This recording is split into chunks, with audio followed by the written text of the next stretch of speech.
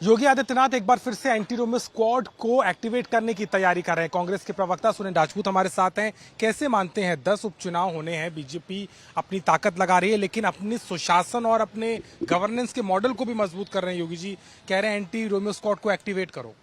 10 साल से क्या कुशासन कर रहे थे Yogi ji? Anti Romeo squad बंद क्यों किया था तो दोबारा आपको खोलने की बारी आ गई? किस तंद्रा से जागे हैं? आम चुनाव में जनता ने आपको आपकी हैसियत दिखा दी है, जिसकी वजह से आपको ये सब काम करने पड़ रहे हैं। ये सिर्फ और सिर्फ आज की डेट में राजनीतिक नौटंकी के अलावा कुछ नहीं। क्या मानते हैं जिस तरीके से मामले आ रहे हैं, चाहे वो अयोध्या का मामला हो, एक प्रशासनिक तौर पर भी पुलिस महकमे पे सवाल खड़े हो रहे थे कार्रवाई को लेकर के, एक कवायद वो भी है।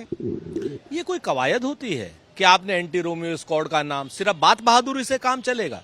झूठे मुकदमे में लोगों को फंसाएंगे, सदन में झूठ बोलेंगे, लोगों की जात और धर्म बता करके लोगों का अपराधियों का वर्गीकरण करेंगे।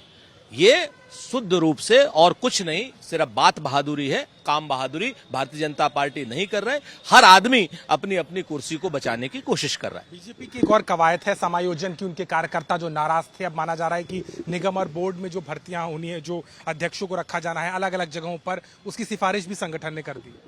भारतीय जनता पार्टी के पास जब कुछ नहीं बचता तो यही सब चीजें बातें कहने के लिए बचती हैं। पिछले 7 साल से उनकी सरकार है उत्तर प्रदेश में और 10 साल से सरकार है केंद्र में। अब तक उनके कार्यकर्ताओं को सिर्फ दरी बिछाने के लिए रखा गया है। कांग्रेस से या अन्य दलों से गए हुए कार्यकर्ताओं को वो मुख्यमंत्री बनाते हैं, उप मुख्यमंत्री बनाते हैं, सांसद बनाते हैं, विधायक बनाते हैं और अपने कार्यकर्ताओं से दरी बिछवाते हैं। और जब कार्यकर्ता असंतोष के स्वर उठाता है तो कहते हैं कि आपका समायोजन कर देंगे। झूठ बोलते हैं ये लोग। वक्फ बिल को आज पेश किया जाना है, क्या मान रहे हैं किस तरीके से उसको लेकर के सरकार संजीदा नजर आती है? एक बड़ा बदलाव आप देखते हैं?